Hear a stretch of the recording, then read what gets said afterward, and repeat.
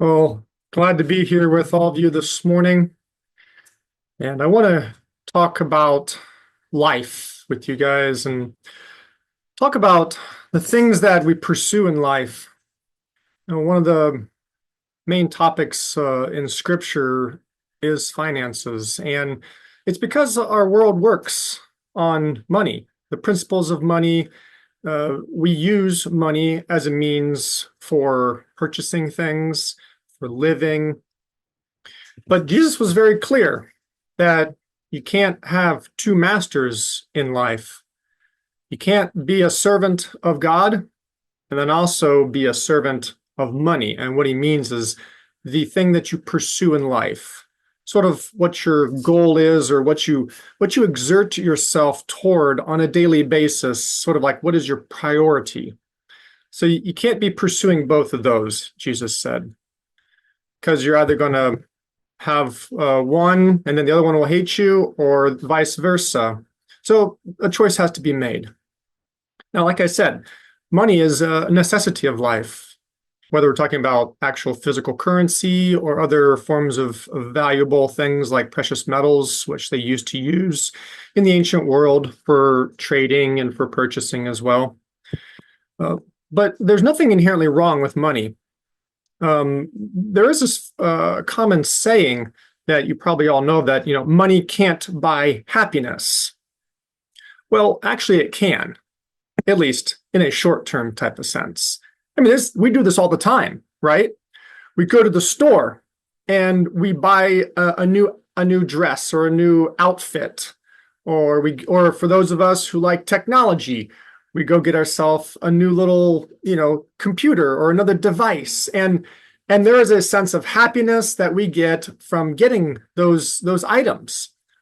But it's always short-lived, isn't it? There's no enduring, lasting happiness that can be derived strictly from money or what money can buy. If you guys will turn with me, I want to go to the Gospel of Luke. And I want to focus today on one of the parables of Jesus. I'm going to share my screen and we can walk through the parable together. So in Luke chapter 12, that's where we're going to go. We're going to be looking at the parable of the rich fool. In verse 13, this is how it begins. There's a scene where Jesus is with a crowd of people, and a person in the crowd comes up to him and says this to him: "Teacher, tell my brother to divide the inheritance with me." But he, Jesus, replied and said to this person, "Sir, who made me a judge or an arbitrator over you?" Now, here in the beginning, this person identifies Jesus clearly as a teacher, that there is some authority he recognizes in Jesus. This would be in the Jewish terms, this would be recognizing him as a rabbi. And the person wants Jesus to help him with his brother, particularly with regard to apparently the family inheritance. And we could presume that this is probably the younger brother here, because they would be the ones who would be not entitled to have the first portion of the inheritance. That's reserved for the elder son. This is probably the younger brother who is seeking his share of the family wealth. And it appears that his desire to obtain the portion that should fall to him, it's met with some type of resistance within the family. And therefore, he is seeking outside assistance in order to achieve a settlement with his brother. Now, in lieu of there not being an oral or a written type of will from the father, in the ancient culture, it was often required in it when a estate was going to be divided up, that there would need to be the consent of a town elder before it would be divided. So this would fall in line with the younger brother coming to Jesus as a rabbi, and presumably somebody who could officiate these matters. We're not told in what capacity, but he's asking Jesus for his help. Now, in verse 14, Jesus replies to him, and he replies with a question, which Jesus's reply to certain aspects of situations in which he finds himself, he usually uses that as a way to teach something.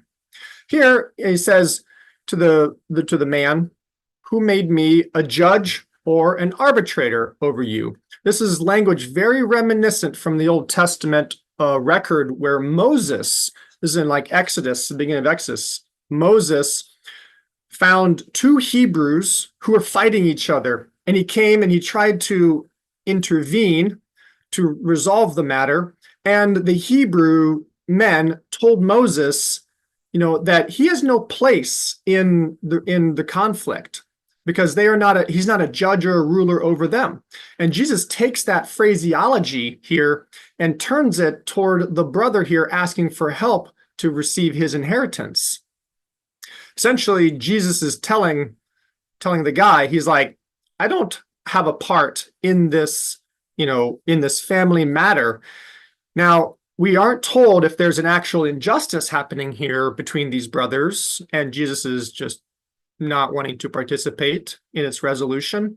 But I think there's something deeper going on here with Jesus and what he perceives at the heart of this brother's issue.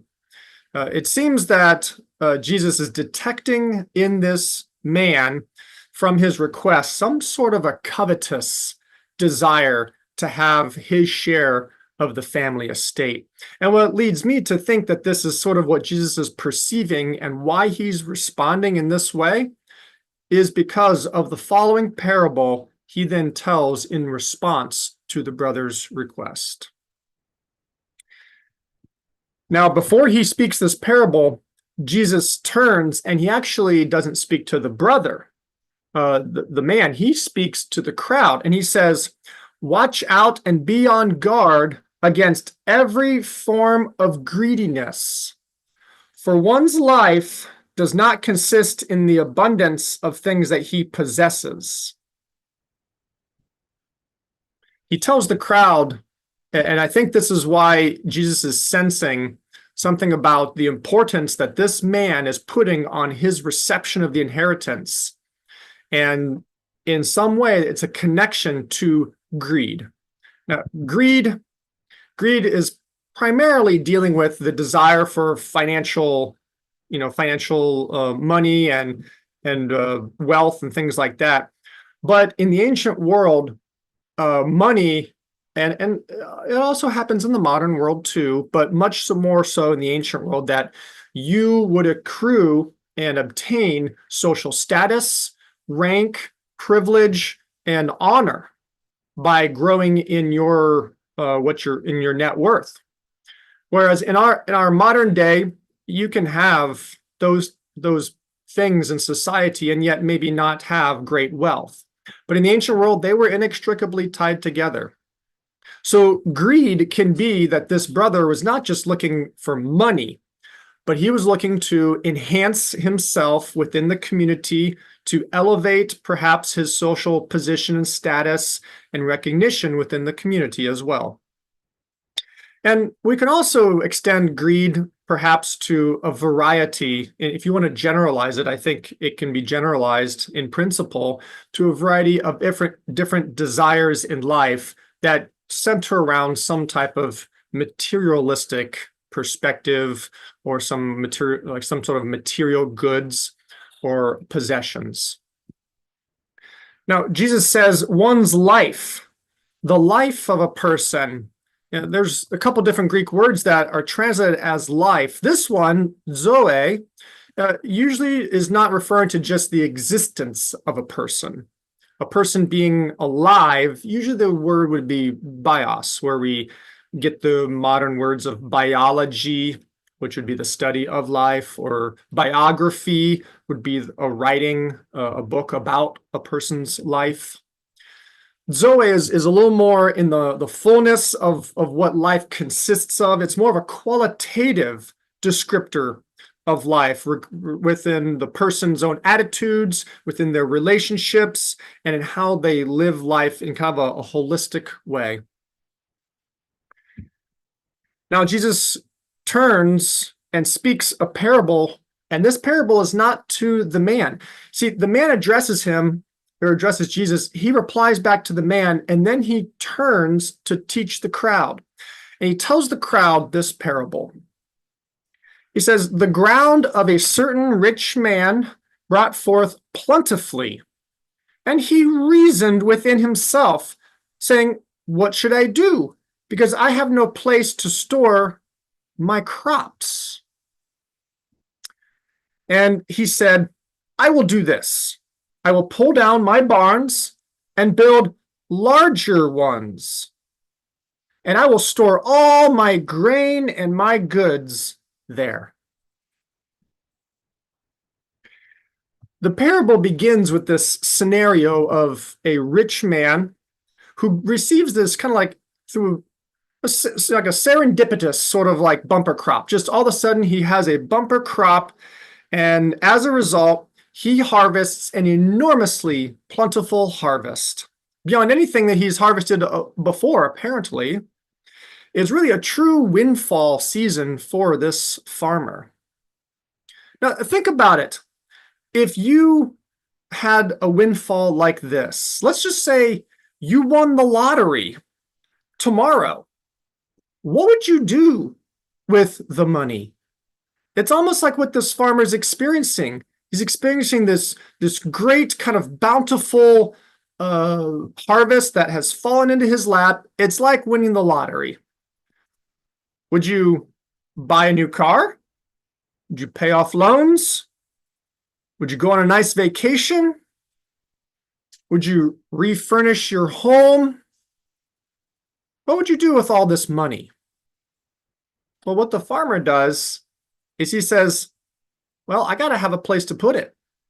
He's got all this crop, and it won't fit in his current storehouse. So he thinks to himself and says, I need a bigger storehouse. I'm going to tear down my barn, build up a bigger one, and then I can put all my grain in there. But if you think about that approach from the farmer, that seems like a pretty good idea, doesn't it? A pretty shrewd kind of agribusiness sort of decision to make. He decides not to sell the grain on account of maybe assumed that there are other farmers who perhaps also received a bumper crop that year, which would then imply that the market would be saturated and the grain prices would probably be lower because there would be an abundance of grain available. Of course, this would be in with the supply and demand type of principle. And so he's looking to retain his crop until perhaps later on when the price in the market goes up and he can make a higher profit.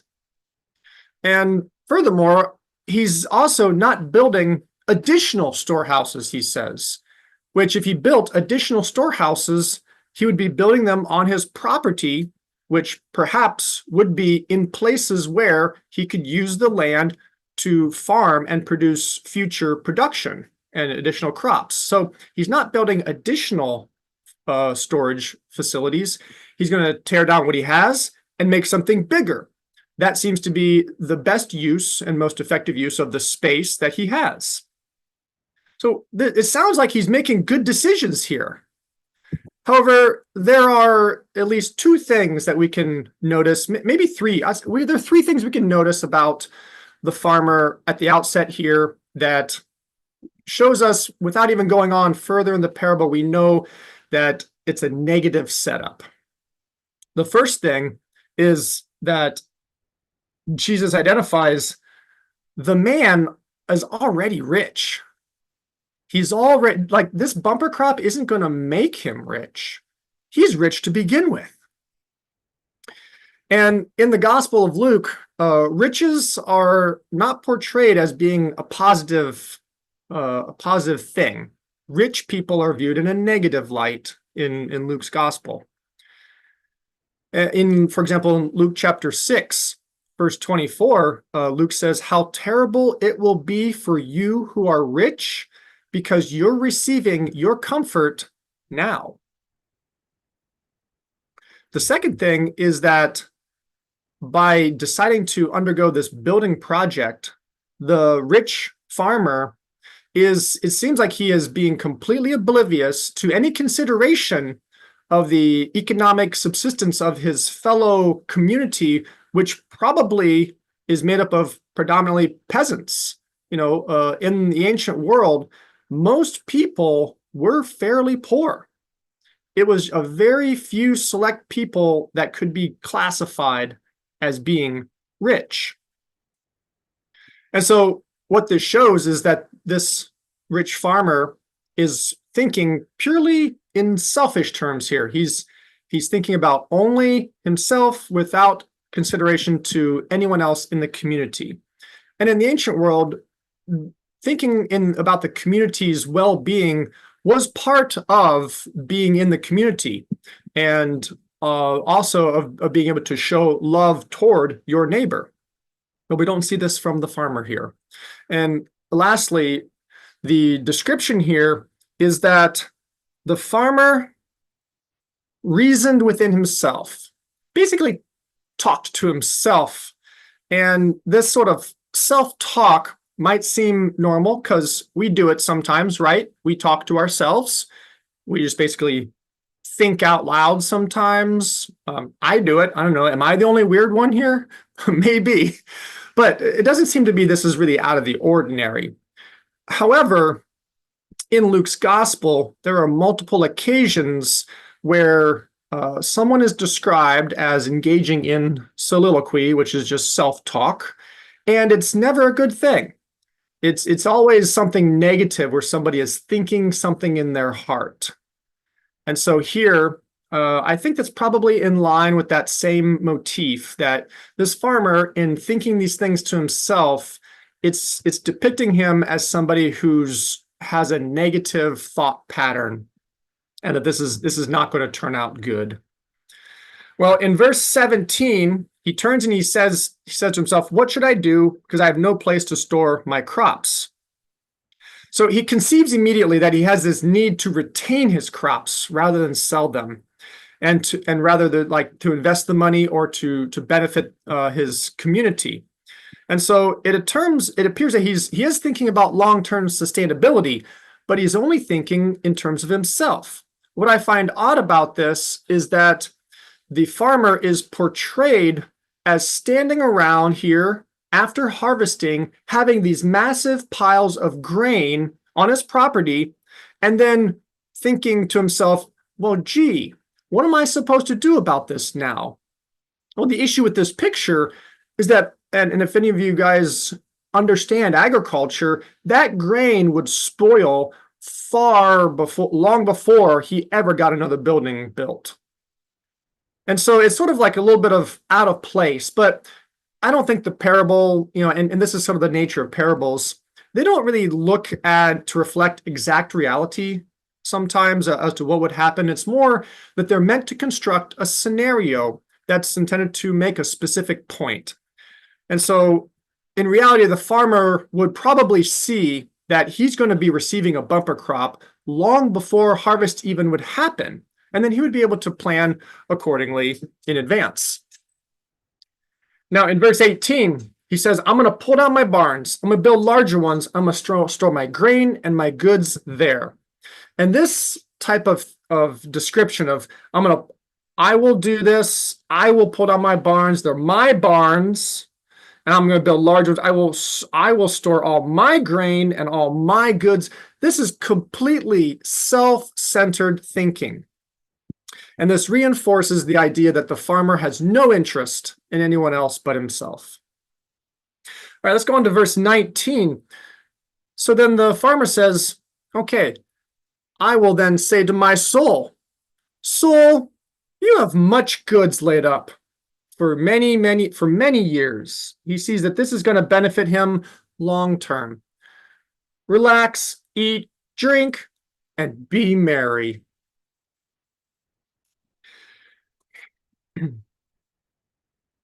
Having made all these grand plans to resolve his dilemma, the farmer concludes that what he should do from now on is live life to the fullest, that he should live in complete leisure and self-indulgence to relax, kick back, eat, drink, have a good time. He has no other cares in the world.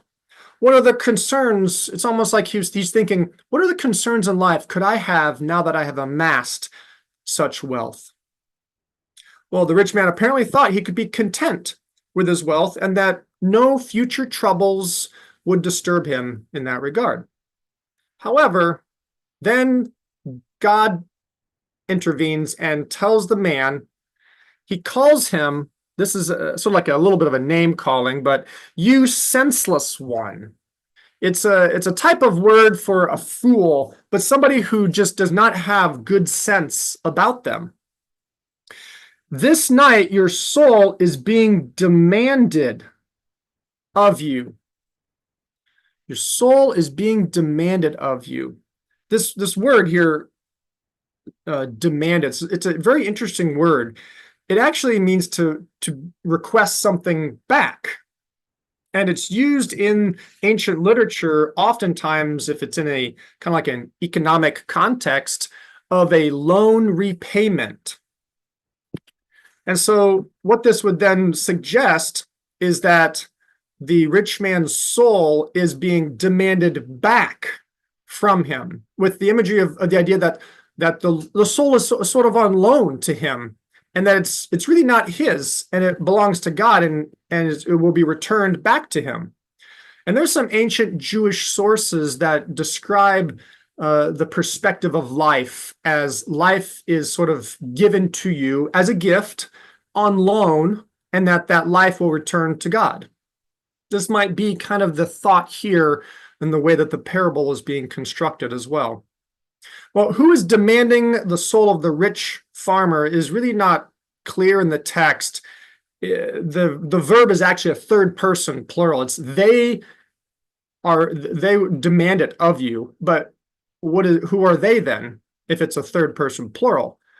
Right, the only character we know of in the context here is God.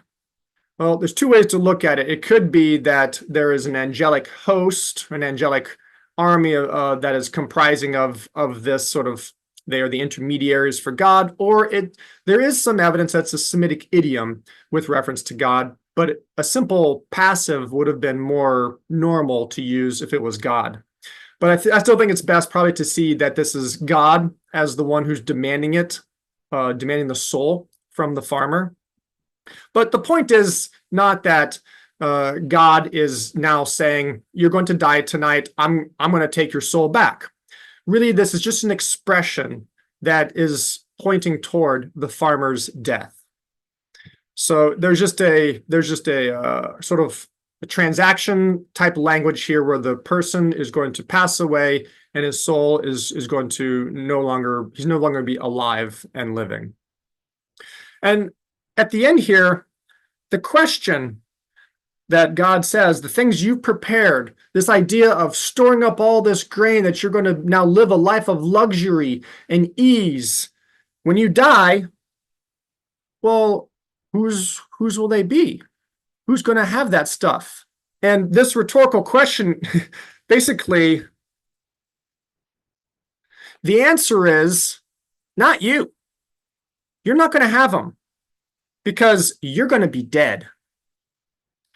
And thus, the conclusion that Jesus says is the one who stores up treasure for himself is like this fool, this foolish farmer who thinks that he is going to plan for his future, and it looks plush, and it looks so relaxing, and with all the comforts of life. That person is a fool, because they are not rich toward God. Now, the comparison here is not that money is bad and that you're supposed to be a poor believer. The problem here and the foolishness that is exemplified by the farmer is that he did everything apart from God. All of his plans had nothing to do with being directed toward God. He didn't even acknowledge God because this prosperity of his actually wasn't his direct doing. He might have put some seed in the ground, but the bumper crop, the bountiful harvest came from God. But he looks at it as his own merit. And because of that, he sees that this is going to benefit him, and he's all self-centered in everything he does. And so that is his foolishness, is he's disregarding God in his life endeavors. There is a passage in the prophet Jeremiah that I want to read. I think it addresses this exact kind of issue that the parable is describing. We go to Jeremiah 4:22. And Jeremiah here addressing the people of Israel from the vantage point of God. He says, "For my people are fools." They're foolish. Why are they foolish? They do not know me. They are senseless children. They have no understanding. They're skillful in doing evil, but they do not know how to do good. This is the issue, I think, with the farmer. He was foolish because he did not acknowledge or even have any part of his life that was directed toward God. He was doing everything isolated from God. His pursuit was money, not God, because he could pursue money with God and God could bless him. There are plenty of examples in the Bible where people were blessed financially and accumulated great wealth, but they did so with God. And there are also people who did it without God. And usually those individuals, it didn't fare so well for them in the end. The wealthy farmer, he basically failed to conduct his life properly with respect to his possessions. He had not entrusted his life to God, and as a consequence, he didn't act faithfully with respect to the wealth that he had received. Money can buy many things in life, such as temporary happiness, like we mentioned, and possessions, but it can never buy lasting joy, and it will never produce, in and of itself, riches toward God. And the last thing is, money can never buy time. You can buy almost everything in the world, but never time. Our lives are all on a limited clock. We have so many years to live, and then that's it. And the thing about riches and money is that there's no certainty about them. In Proverbs chapter 23, you want to turn to Proverbs 23? This proverb, I think, is really great because it shows in a very descriptive way what money is like in life. Verse 4 says, "Do not wear yourself out by attempting to get rich. Cease from relying on your own understanding." What it's meaning is your own understanding is that you think money can solve all your problems. If your eyes fly to it, then it's gone. For it surely makes wings for itself like an eagle, and it flies into the sky. This reminds me of something that I heard from Steve Harvey. He has a famous talk one time where he explains that he lost everything in his life, all of his money, twice. And he was able to build it back, but he was saying that, money is here today and gone tomorrow. And isn't that true? Anything can, the money is nothing that we can put certainty in or trust in. The money that we have is relative. We could have $1,000 today, and given the economy, that money may actually be worth far less the next day. We had the same amount of money, but its value has changed. Also, money can be stolen, and we can also make bad investments. We can inadvertently go on spending sprees, shopping sprees and spending way too much. There's all kinds of ways money can slip right out of our fingers. In our life, as I said, we have a limited time clock on how many days we're able to enjoy and live. And this is the point of Psalm 90. And this is one of my favorite Psalms here. In verse 10, let's start in verse 10. It says, "The days of our years in them are 70 years, or even with strength, maybe 80 years. Yet their pride is labor and sorrow, for it is gone quickly, and we fly away." So life is filled with hard work, and we maybe have 70 years, maybe 80 years, we don't know. Who knows the strength of your anger and your wrath, referring to God, according to the fear that is due you? So, in light of this, the psalmist is asking God, teach us to number our days so that we may obtain a heart of wisdom. And a heart of wisdom is about, how do I properly manage my affairs in life with respect to God? It's not how do I earn more money, and then, well, I'll go to church on Sunday, but I'm not going to think about how the way I pursue money is supposed to be connected to how I pursue God. There's a lot of people in the world who struggle with these two connecting points of how do they live and pursue the things in life that are needed. How do they do it in a way that is honoring to God and in a way that it reflects having God at the center of their life rather than themselves? And we can all get caught up in our lives being preoccupied with things. I don't think any of us are immune to the different demands of life and our attention being pointed toward them, perhaps in undue proportions.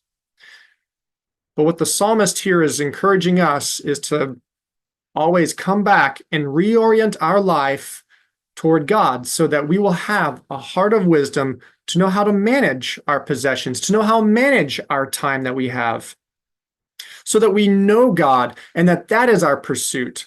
And that through that, we can be pursuing success in our careers. We can be pursuing monetary advancements and gain, but it's all with the respect to God and how God would have us to steward that which he gives to us.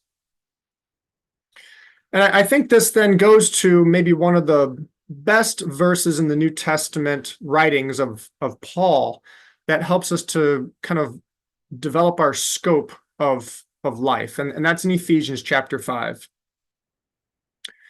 Now, this is going to be a familiar verse probably to most people. So I want to say a few comments about it because maybe there's some insights here, but it's also a reminder. I don't think things like this can ever be overstated. It's like teachings on prayer and the types of gatherings that Joyce Adams organizes and others, that we can never tire of being encouraged to build a deeper prayer life. We can hear it over and over again because it's something that we need, and we don't just inherently do it. Well, this is also like that. Verse 15 says, "Therefore carefully watch how you walk, not as unwise, but as wise," just like in Psalm 90, that we need a heart of wisdom. And what does that look like? It looks like making the best use of the time because the days are evil. This phrase here, making the best use of the time, the Greek, it actually means to buy up time. If you want to walk with wisdom, what Paul is saying is buy up the time. Now, what does he mean, buy up time? How do you buy up time? Well, the word time here is not just a word for like the seconds of a day or the hours of a day. The word for time here is about a season time, a moment of time, a period of time, something particular. And so we could translate this idea as opportunity. But it's not that we're supposed to make the best of an opportunity like when it comes along. What Paul's saying is your life consists of moments of opportunity. Each day is filled. Each minute of the day is an opportunity, and that we're supposed to make the best use of those moments, because maybe we have 70 years, maybe 80 or more, maybe not. None of us know when our time is going to be at an end and our life will be over. Some people die young, some people die old. No one can tell. We do not know that future.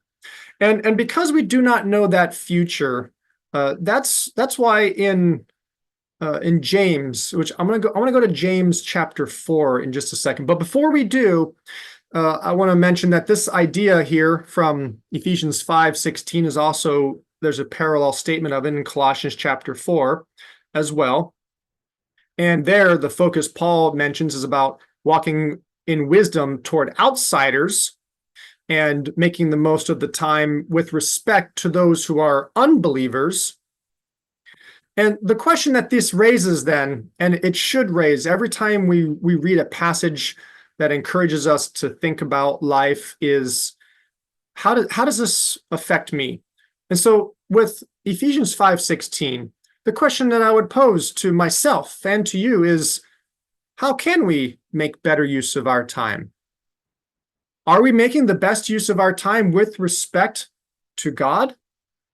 Or are there aspects of our life where perhaps we have an improper, maybe attention, or that we are dedicating ourselves to an extent that is distracting us from a life lived with God, from a vibrant relationship with our Creator?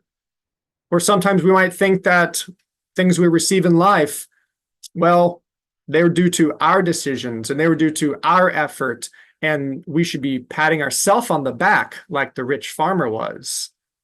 But that's to forget that all the things that we have, everything in the world, it belongs to God. And everything that we've received, every good thing in our life, it comes from God. And we need to recognize Him as that source. So if you want to go to James chapter 4. And James chapter 4, James, sort of like he tells a little pseudo parable here as well. What it says in verse 13 is, "Come now, you who say, today or tomorrow we will go into such and such a city and spend a year there and do business and make a profit." So hypothetically, there's some merchants or business people who are making these plans, but they don't know what the next day will hold. Verse 14, you don't know what tomorrow will bring. So they're saying, we're going to make these plans to go here and do this and do that. And while I don't think those plans in and of themselves are bad, because we make plans for the future all the time, the issue is thinking that we can actually count on them. See, the future can't be counted on because we don't know the future.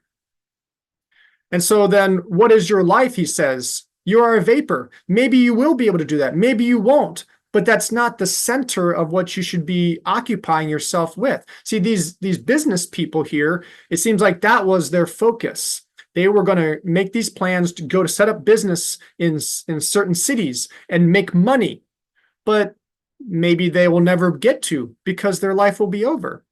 Their life is a vapor that appears for a little while and then vanishes. I haven't lived a whole bunch of years. There's some people here in the fellowship who've lived many years than I have. But you might agree, if I look back on my life, it has seemed to go by pretty quick already. And add on another number of years, and I think I'll probably be saying the same thing. And I wonder if you would agree with me that life tends to move faster and faster as you age. And if you look back on your life, it does seem to have gone by real quick. In the blink of an eye, one might say.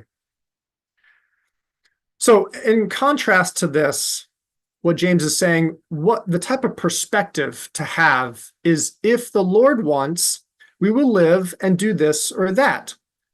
It's God-centered thinking, that all of our plans and the way that we're going to conduct our life, first and foremost, is with respect to, how do I do the will of the Lord?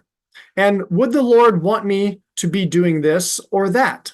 Now, there's a lot of choices in life where we may not be able to discern a particular will of the Lord for should I choose this job or should I choose that job? But sometimes the Lord is opening doors for us, and we should ask for direction in that regard so that we can be following the work He's doing in our life and not trying to set out on our own. However, as the conclusion here is, if you think this way about going into your cities and making the money, this is arrogance. He says, you are boasting in your arrogant plans, and that boasting is evil. Therefore, whoever knows to do good but does not do it, it is sin. So what is one practical step in your life, if you think about it, that you can take to allow the Lord to lead you and to allow His plans to unfold in your life and not our own?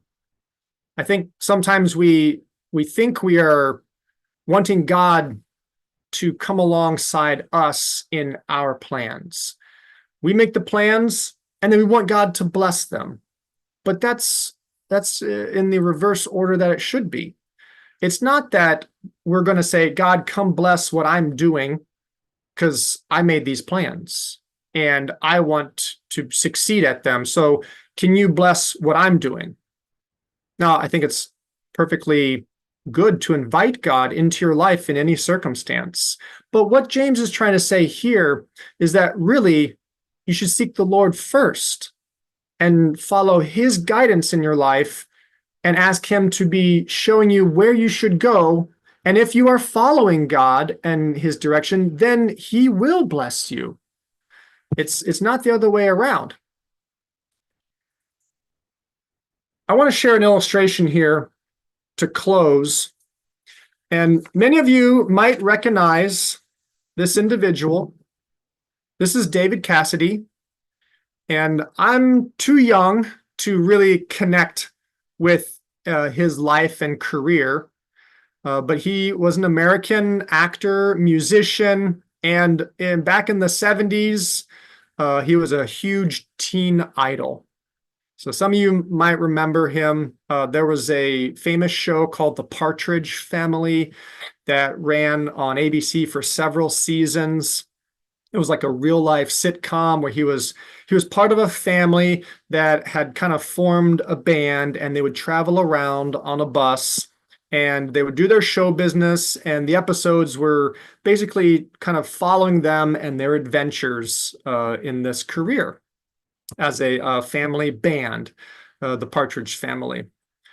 Well, after that sitcom, The Partridge Family, David Cassidy set off, wanted to break free from his teen idol kind of persona, and went into music. And he became a very successful musician, touring, performing live concerts, recording albums, and he was especially successful in the UK and Australia.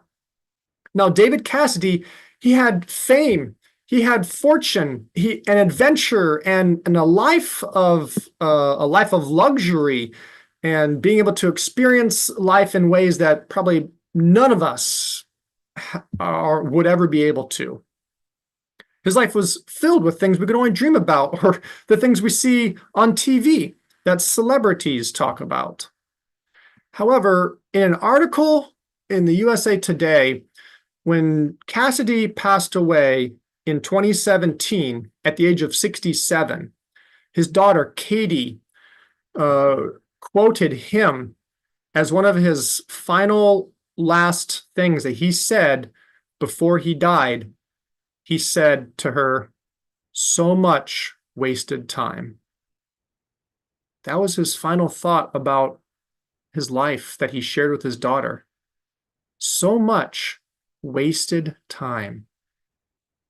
So my encouragement today with thinking about how to steward our lives faithfully with respect to God, our belongings, our pursuits, that we do them so that we're not at the end of our life thinking, I didn't do it right.